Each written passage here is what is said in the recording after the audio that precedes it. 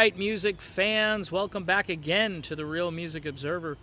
My name is Dave, observing real music in real time for real people just like you right there and me right here. I want to talk about Deacon Frey. I'm just doing a video specifically about Deacon. Wow. I mean, look, Deacon Frey did more than he could possibly do. He became a front man, number one. Number two, he was humble. He was decent. He was talking from the heart when he was on stage, talking about how being around thousands of people who are more or less rooting for him to succeed. And by the way, I've not been all that kind to Don Henley as time has, gone on. And I think Don Henley really should make amends with Don Felder at this stage. That's a side conversation in another video. But Don Henley showed great judgment by putting Deacon Frey in this position.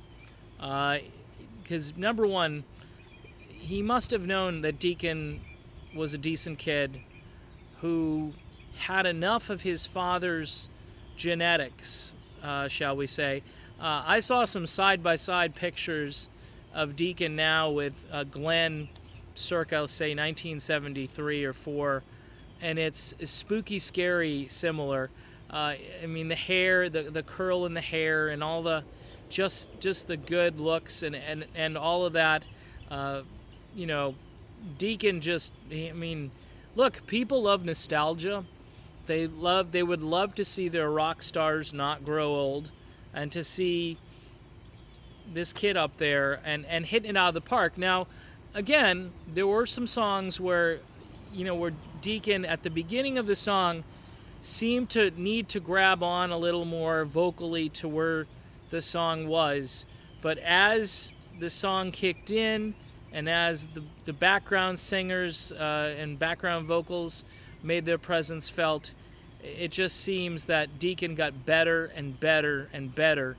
To be a little rusty when all that pressure and the world and the spotlight is looking at you to replace your late father, and to do it with dignity and skill and class. I mean, I can't say enough about it. It blew me away. It just blew me out of the water. In fact, I give also some kudos over to Fleetwood Mac, who, during their set, they actually paid tribute to Glenn Frey as well, and they were on the stage a completely different day. They were on the next day. They were the headliner for Sunday, and Stevie Nicks talked eloquently about Glenn Frey and his contributions, and it was just a great sort of camaraderie between these two bands that used to be, say, arch rivals or fierce competitors.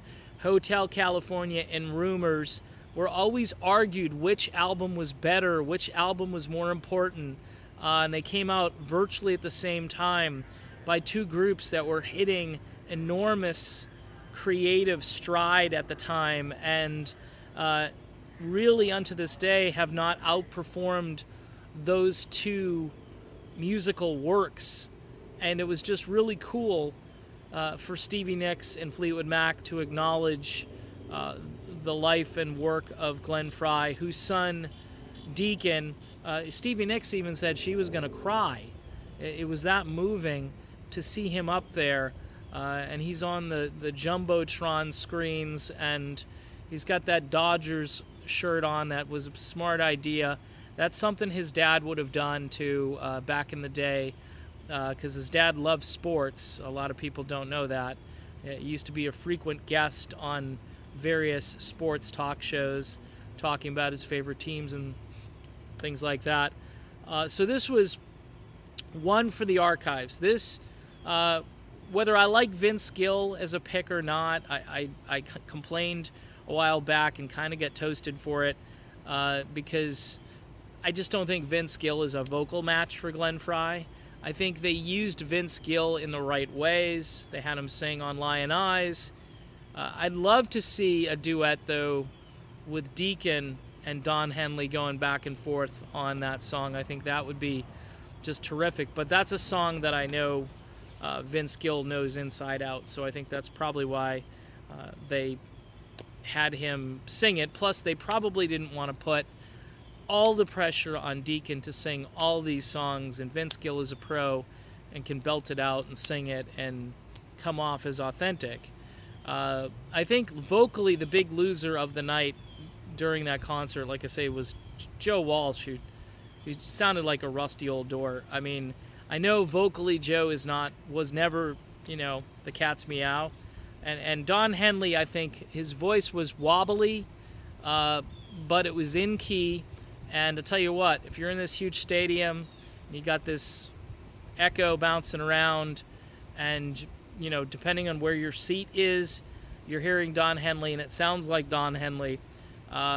If they have raw audio of what it sounds like, soundboard audio, it might not be pretty, but for all intents and purposes, Don Henley can still carry a tune. It's just how far he can carry it.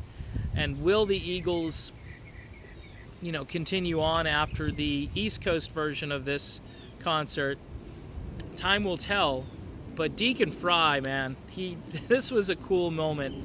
This was a cool moment in rock history, and it will go down as the day that Deacon did everyone proud, including his father, who's hopefully looking down from heaven and applauding and loving every second of it, because his son was at Dodger Stadium and he hit the ball out of the park. That's my little cute pun to end the video. We'll talk to you very soon, everyone. Have a great one.